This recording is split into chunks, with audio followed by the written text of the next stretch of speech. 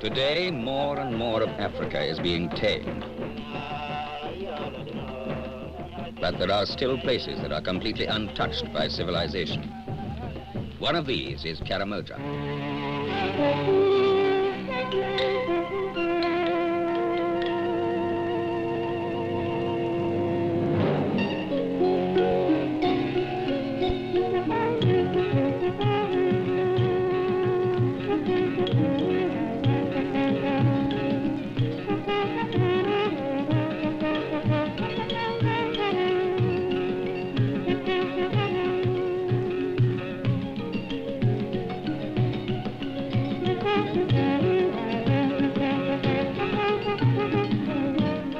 Miles and miles and miles of endless open plain, and all of it burned as brown as a lion's skin. This is the Africa we dreamed about as children, explorers' Africa. The Africa of charging buffalo, of tribesmen in war paint and ostrich feathers.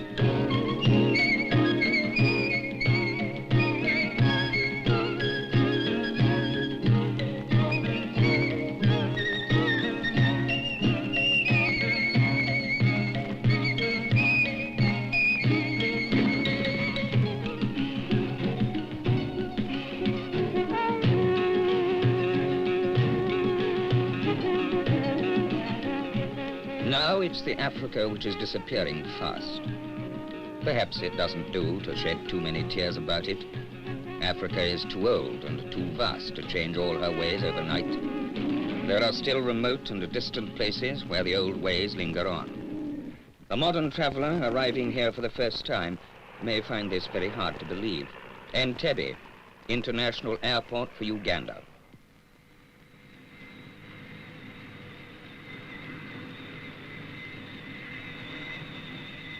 When the big jet flies in over Lake Victoria and sets you down here, you are apparently 1,000 years away from that old tribal Africa. 640 miles to Zanzibar, 571 to Mombasa. The terrible distances that the explorers walked less than 100 years ago have been tamed and telescoped.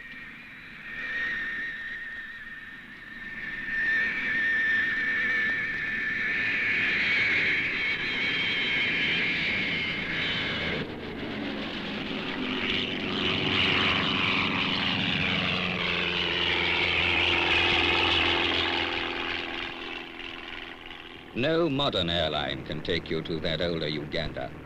If you're intrepid enough, you must charter a light plane and fly out from Entebbe. There are no landing strips where you're going, just bush. You turn away from Lake Victoria and head northeast 250 miles. The blank space on the map you're headed for is called Karamoja.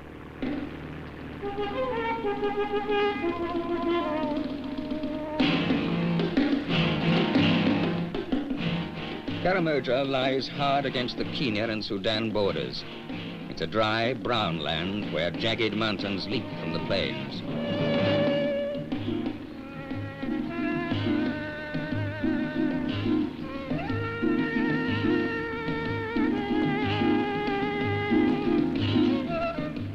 There are no real roads, so at present very few Europeans ever go there. Practically the only white man to leave his mark on the district was known as Karamoja Bell.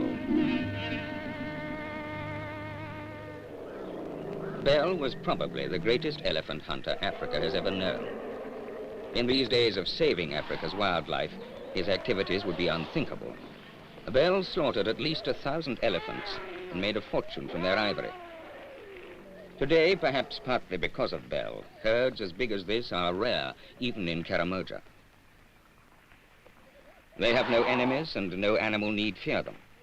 They are peaceful vegetarians who spend their nights feasting and much of their days lazily digesting beneath whatever trees their progress has left intact. People who haven't faced wild elephants believe it must be simple just to shoot them down. Though they're peaceable creatures, if left alone, they can be appallingly dangerous when harried. The moment that you have to look out for is when they raise their waving periscopes. Then you can be sure they've got your scent. This was the sort of situation the old pirate Bell faced almost every day of his hunting life. Nowadays, the animals have little to worry about up here. Karamoja is too remote to encourage large-scale poaching, and the tribesmen who live here aren't hunters. Under the tall, fluted columns of the Barassus palms, family parties of antelope graze the course of the dried-up Kidepo River. Karamoja is a paradise for lions. The burning dryness of the countryside concentrates their prey wherever there is water. No one hunts them or harries them. Their carefree family life sums up the wildness of the whole area.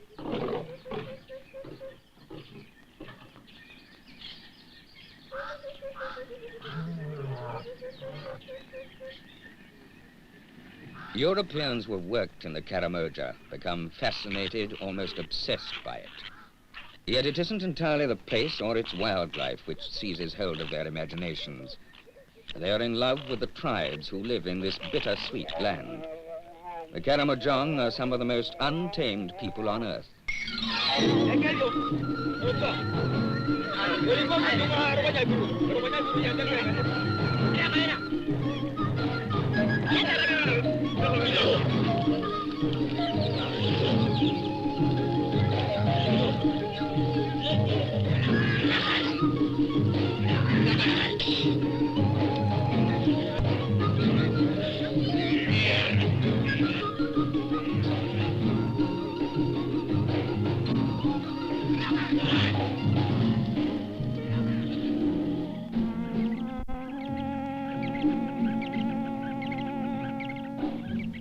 It is dawn in Karamoja. The homestead sleeps behind its castle wall of thick thorns.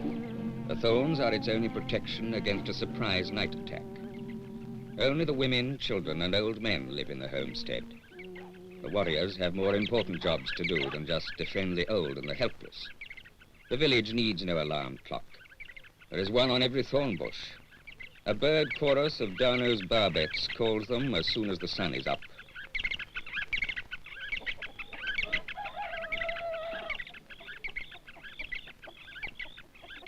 Soon the sun will blaze down, and with the heat will come the flies. The cattle who have been driven in for protection from raiders during the night must be milked before the flies begin to torment them. The Karamojong are a warrior people who count their wealth in cattle. Cattle will buy a bride. Cattle are a man's badge of rank.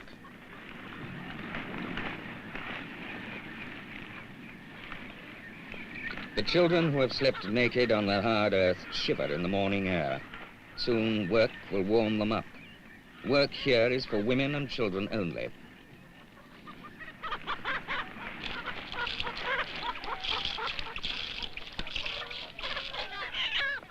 In this harsh land, where every ounce of nourishment is needed to keep cattle and human beings alive, the villagers are not inclined to waste food on pets.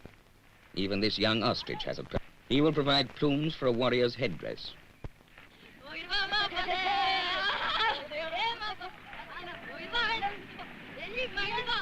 In the lean months, when the rains are still a long way off, all life centers on the struggle to find enough to eat. Cows are never killed purely for meat, but they do provide a little milk. At this parched time of the year, the main herds are many miles away, searching for fresh grazing. When the homestead cows have been milked dry, they'll be driven away to the cattle camps where the warriors guard the herds. There they'll be exchanged for fresh beasts. This village is a GA village. The GA are one of the 5 tribes that make up the Karamojong. They're all much the same kind of people, but they're far from united.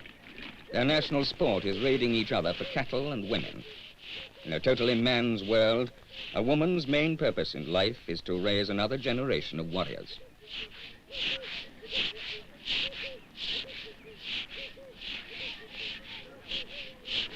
It's surprising that the children grow up so straight and strong, but there's seldom much food to spare for anyone.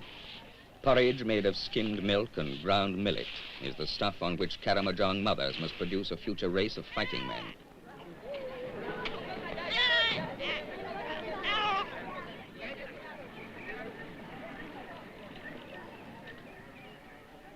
With full daylight, all risk of a surprise attack by the Bakora, the rival tribe to the north, has disappeared. The thorn branches guarding the entrance are taken down and the cattle driven out to water. Now the children can safely leave the settlement too. All have jobs to do. These boys keep an eye on the herd from a rock high above the village. They're not alone there. This rock has a special significance for the settlement. A long time ago, a greatly respected chief brought some hyraxes here and gave orders that the little animals were never to be molested. So now the rock is a kind of shrine, though the village has long since forgotten why the hyraxes should be regarded as sacred.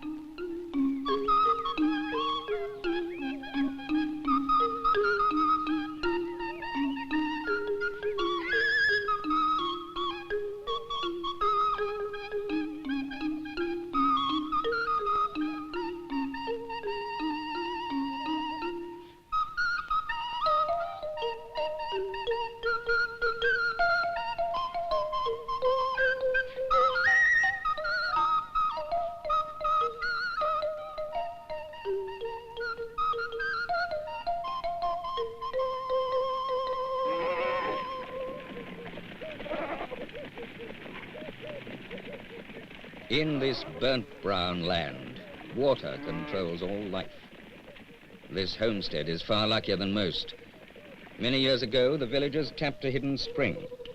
Now, most of the dry season, there's a permanent water supply. In Karamoja, this is a rare luxury for cattle, goats, donkeys, and human beings alike.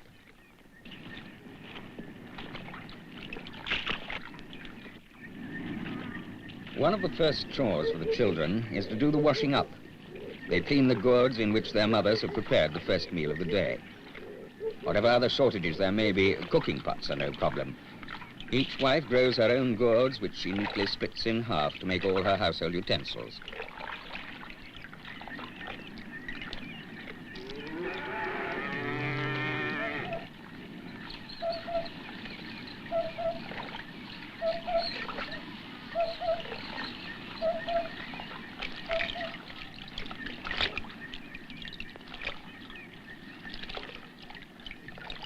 When the bowls have been filled, each child puts a wreath of grass on his head as a kind of cap to help balance his load.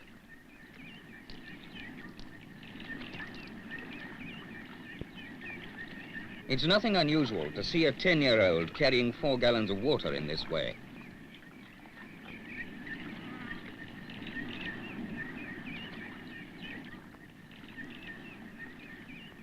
Work is for women, not for warriors. Each wife has her own plot. If she's a very junior wife, she may have to walk 3 or 4 miles from the homestead to find an uncultivated piece of bushland.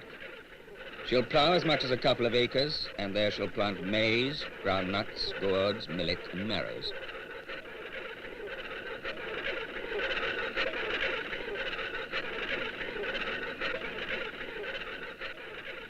She not only plows the soil, but she grubs the harsh thorn scrub from the land with her bare hands. No GA man worth his spear would touch such menial work. When it comes to sowing, she broadcasts the seed with a graceful flick of the wrist, which long experience has proved distributes it most evenly.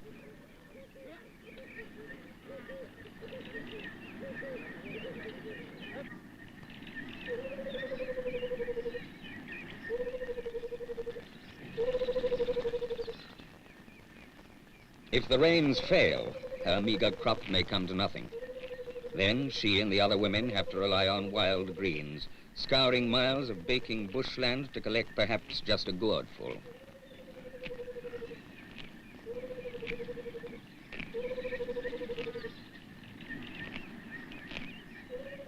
Where life is as hard as this, very few grains of seed can be spared for the marauding doves.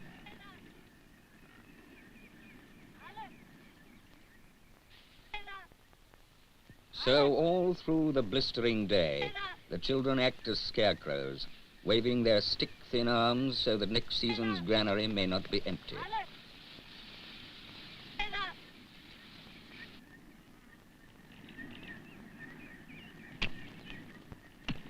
In these dry months, nothing comes amiss as food, even termites. Each woman in the village has her own anthill. The aristocrats of the ant heap are the winged termites. They are the princes and princesses who will fly away to start a new colony. After a short while, their wings drop off, and then they find a hole in the ground and start a new generation there. It's these succulent winged insects that the women are after. When the winged ants are ready to fly, the women build a rough framework of sticks over their exit holes. Then they lay a cowhide robe on top of the sticks so that it forms a roof. The open end has to be exactly the right width.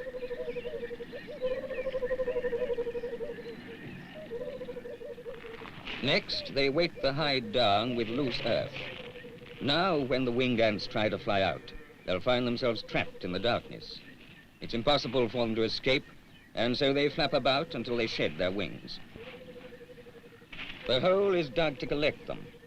So that the victims can be collected easily, the women build a kind of chimney out of wet clay.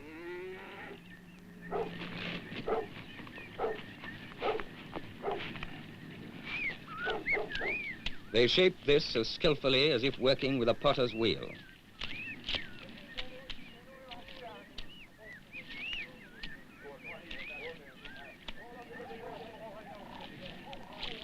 All this activity stirs up the worker ants, but they're no good as food. When the birds come around, it's a sure sign the flying ants are ready to emerge. When it rains, the ants hatch out in great numbers, so the women will bang on the trap from time to time to imitate rainfall. All boys must grow up to be warriors, so any time they get between chores, they practice spear throwing.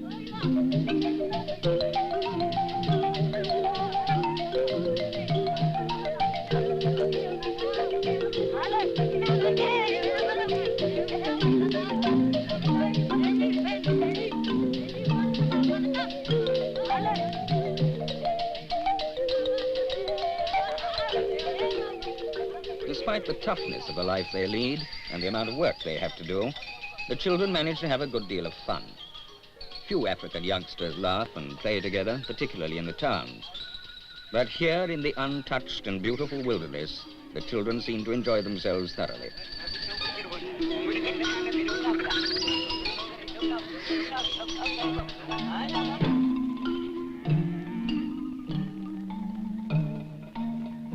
They don't know what toys are, but a dung beetle is as good entertainment as a clockwork racing car.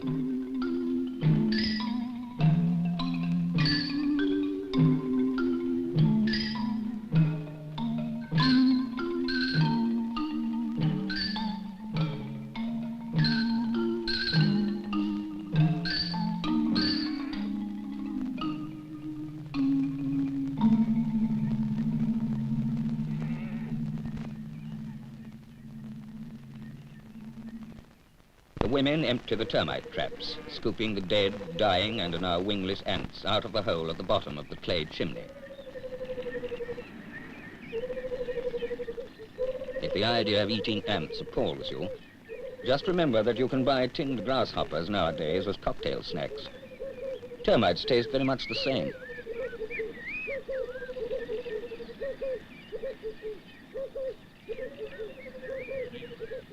When the winged ants have finished hatching, the cowhide is lifted. Inside the trap, only the worker ants are left milling distractedly around.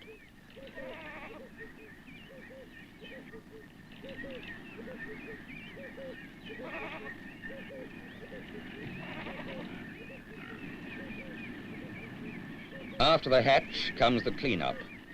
There are plenty of dying termites about that neither fell into the trap nor got clean away. These are easy picking for the birds.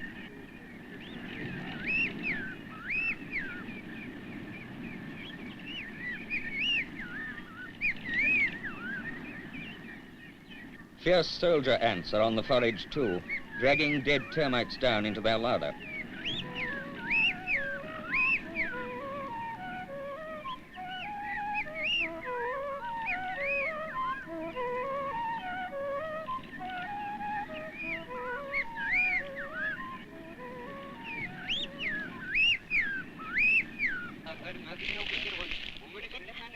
Where protein is in short supply, termites are a valuable source of food. But they're something of a delicacy too, and a delicacy isn't to be eaten raw. The bodies are tipped into a clay pot and heated over a fire.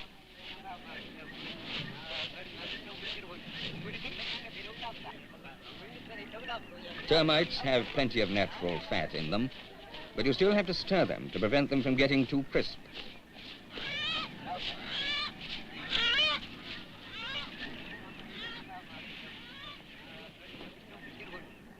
Then they're tipped out to cool on a strip of cowhide.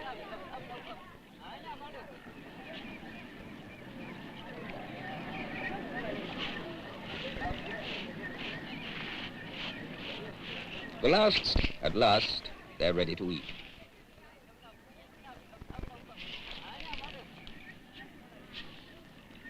In Karamoja, the women not only do the cooking and farming, but also the house building. Inside the homestead, each wife has her own courtyard. A low wall encloses her own sleeping hut, a shelter for calves, a hut for unmarried daughters, possibly even a kitchen. Practically all the building is done by plastering mud by hand over layers of brushwood.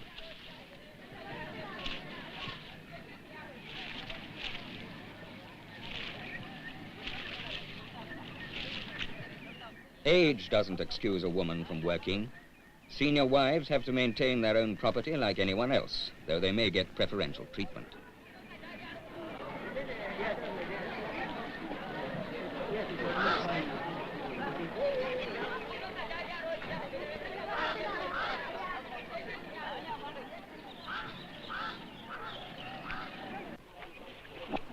This young wife is building a new sleeping hut, tying on grass thatch in layers over a framework of wood and mud. Inside the hut, it will be cool even in the hottest sun. It's dark, too. The only light comes from the entrance, which will be more like a tunnel than a door by the time the hut is finished. GA thatching is as neat and expert as anything you'll see on an English cottage roof.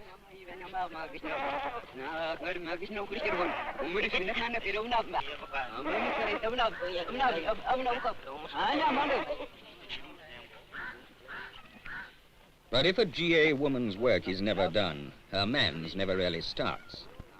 The GA warrior, one of the finest and most impressive men in all Africa, lives a life of pampered ease, except when on a cattle raid. The men are all 6 feet tall. In the cattle camps far out in the bush, they sleep on the ground with just a robe over them. Nights in Karamoja can be bitterly cold, too. GA warriors live to collect wealth in the form of cattle, to make love, and to kill their enemies on cattle raids. Though these are strongly discouraged, no administration has yet succeeded in stopping them. The Karamojong men are tremendous dandies as well as fighters.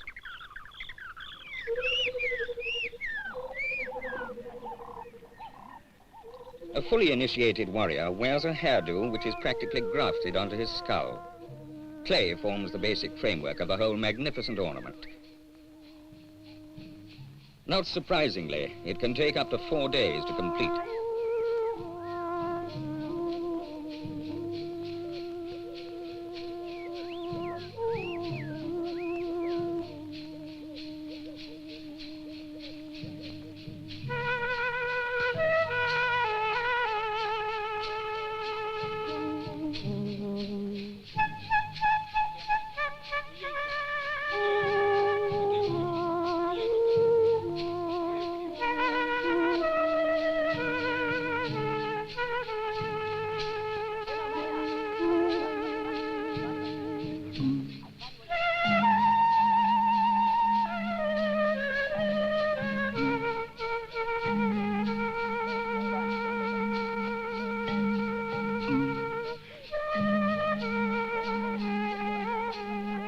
When the clay is tacky enough, it is plastered right into the roots of the hair.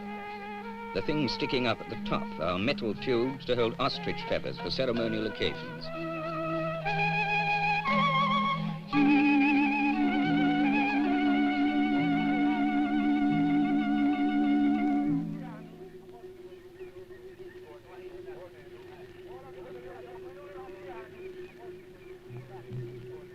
As the clay begins to harden, it is stippled all over with a wooden spike. Not every warrior has one of these permanent hairdos. Some prefer them to be less decorative, but removable. That way you can get a bit of ventilation. Yet the headdress isn't entirely ornamental. It's really a helmet to protect the wearer from the knobkerries of his enemies and sometimes those of his friends.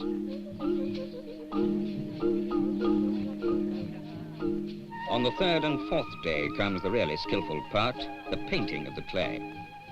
Earth pigments are mixed on a hollow stone palette and then run in with splendid artistry.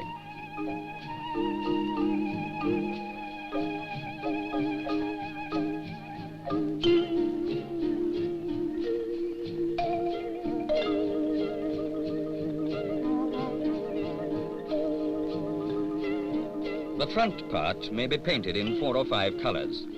The pattern differs from tribe to tribe.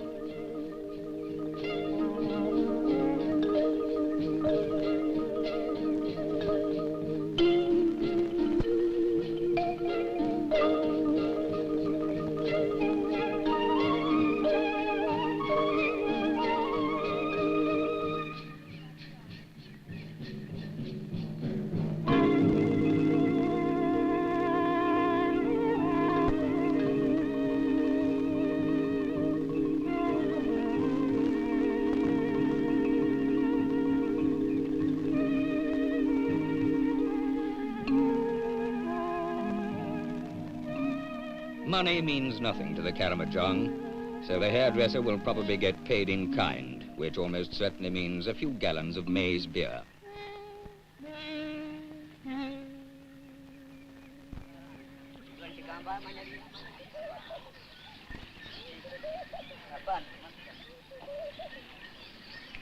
The headdress is now a fixture for 2 or 3 years. A GA's hair grows slowly, but by the time it needs renewing, the hairdo will be hanging halfway down the warrior's neck. The headdress explains the excruciatingly uncomfortable wooden stool on which all Karamojong men rest and sleep. It's rather like a woman having to sleep in curlers. Making the stools themselves is a separate art. The roughly carved branches, cut from hardwood, are steamed in a pot to make them pliable. They're held into shape with thongs of rawhide and steamed some more. Each time they give a bit, the hide is tightened.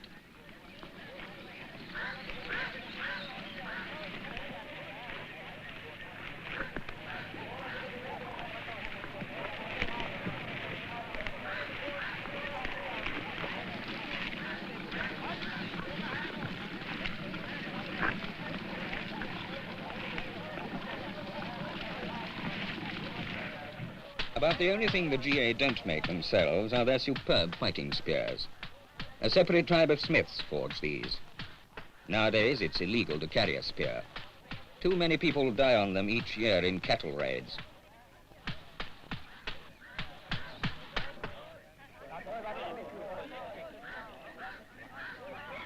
For Karamojong men, marriage is a long and costly business.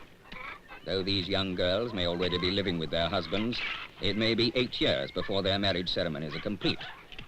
Meantime, the girl builds her own separate stockade within her mother's compound where her warrior can visit her. This young girl is a bride. Her husband has asked for her hand. The families have approved. Now it's up to him to collect the heavy bride price of 50 or more cattle, oxen, and goats, which she'll have to distribute among her family. Meantime, she and her friends build the home where she will raise his children.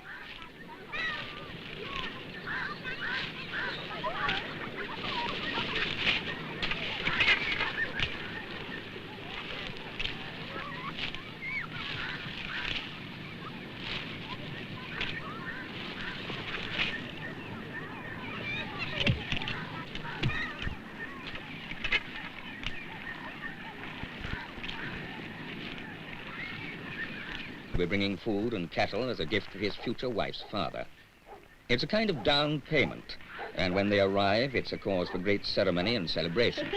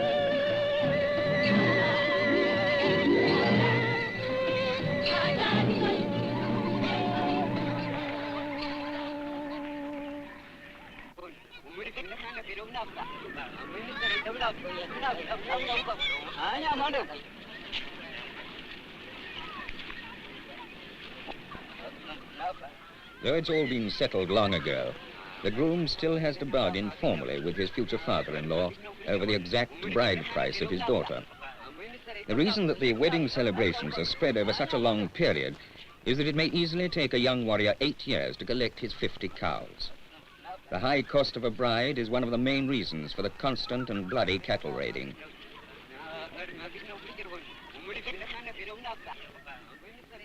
So now bride and groom sit apart as token of the fact that they are not yet fully united.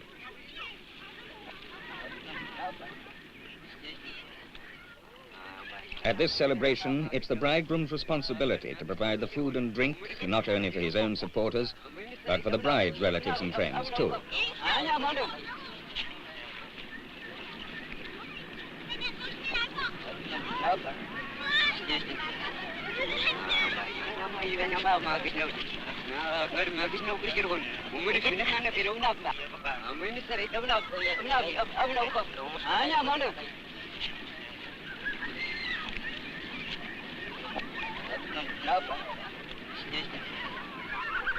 But it's quite impossible for the ceremony to stay sedate and formal for long.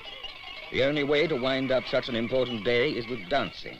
And this may go on practically non-stop for 8 hours or more.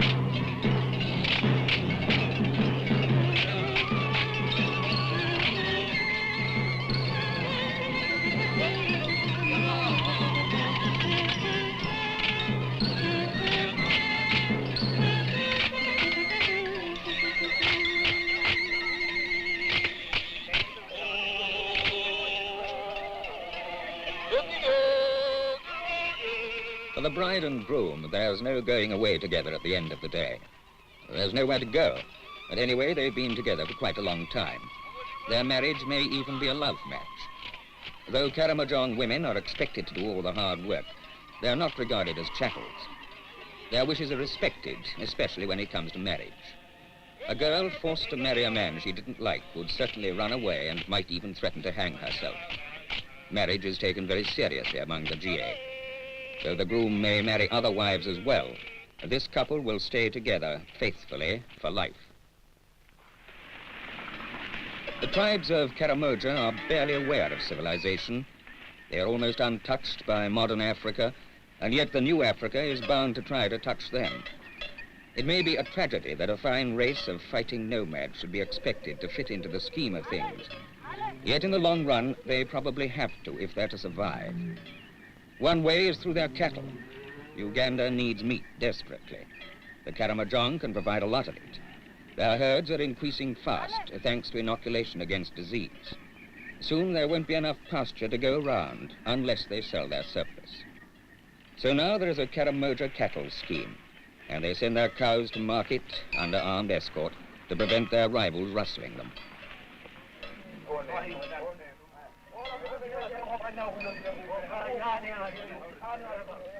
Katido is the Karamojong's cattle market. It's the only point at which these wild herdsmen make any contact with the outside world.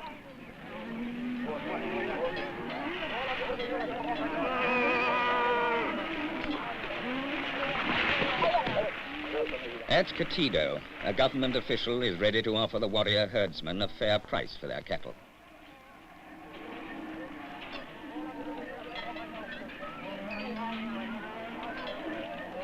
And at Katido, the untamed Karamojong come face to face with representatives of the new Africa, veterinary assistants in shorts and shirt wielding hypodermic syringes.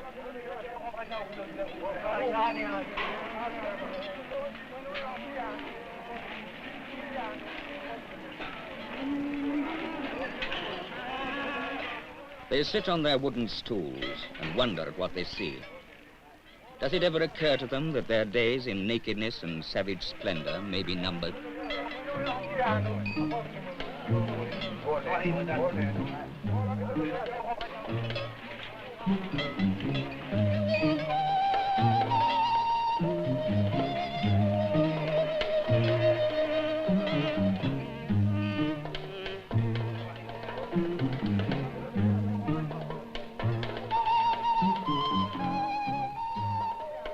At Katido, they sell their cows for banknotes. The strange world of money can mean little to their simple tribal economy. Even less understandable must be the stranger world of tax.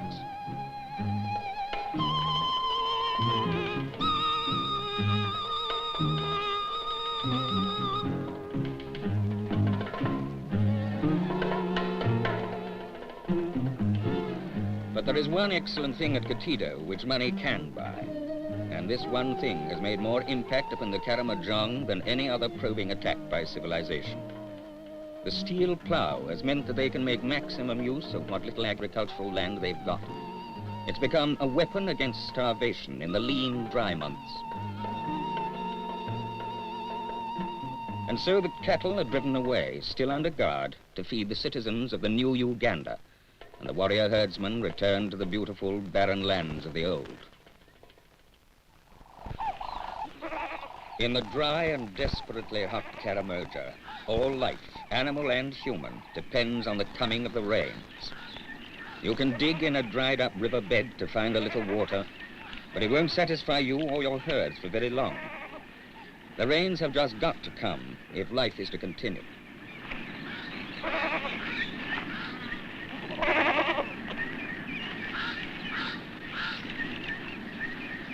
Even the butterflies search for water. Swirling in clouds over the empty watercourse, the whites and African swallowtails settle wherever the sand gives promise of moisture.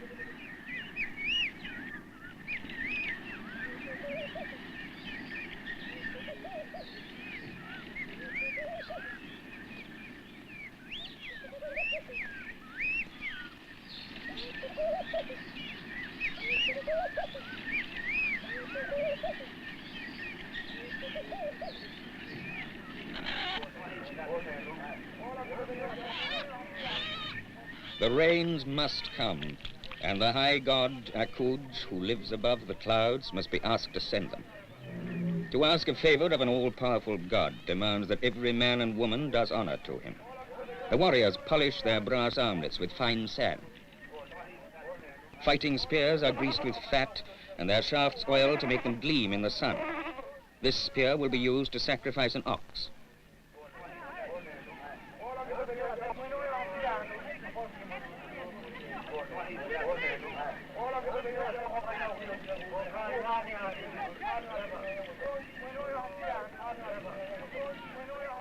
First, the masked warriors carry green boughs and lay them on the grave of a once powerful chief.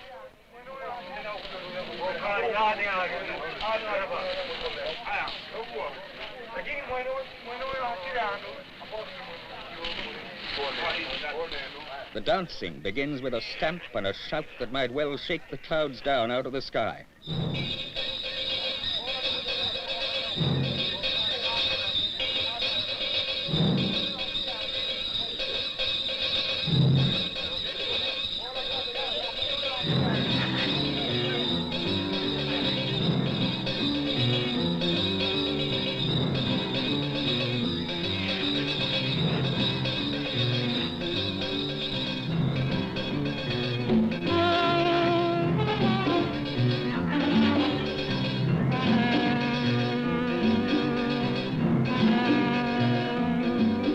Warriors sit, and the senior elder calls on the spirit of the dead chief to plead with the great god to send them heavy rains, good grass, and fat cattle.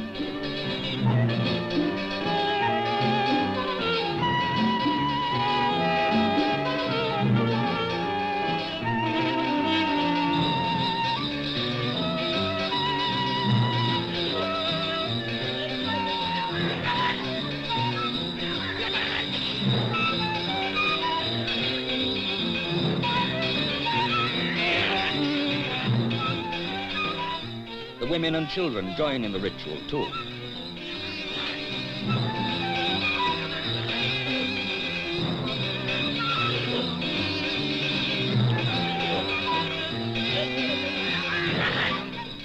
So powerful is the whirl and thunder of the dance that the high god can no longer ignore their cry for rain.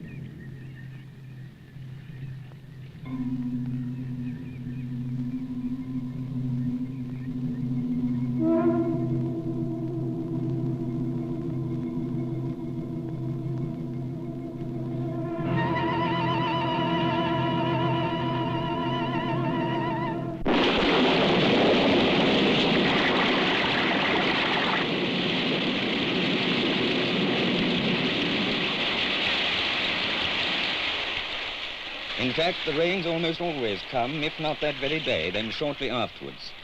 The rainy seasons are fairly predictable in Karamoja.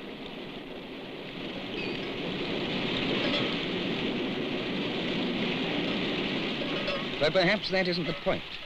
It is the duration and intensity of the rains for which the GA invoke their high god.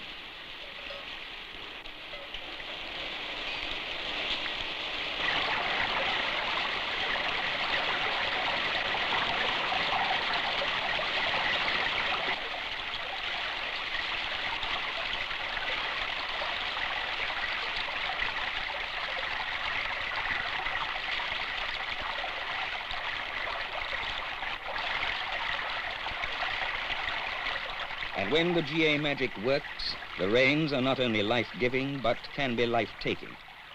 It's entirely in character with this outlandish and breathtaking place that within an hour, a bone-dry riverbed can hold a frenzied flood.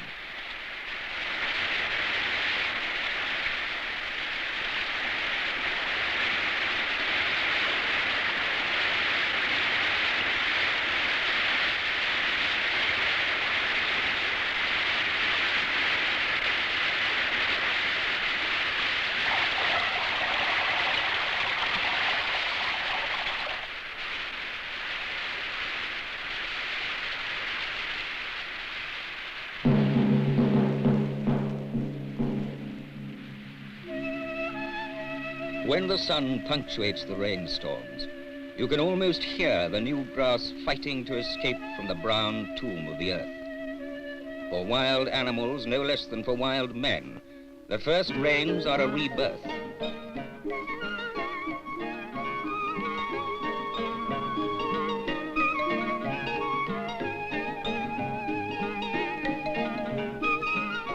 Congonia with her calf, cheetah with her cubs, they feel the earth breathing again, too.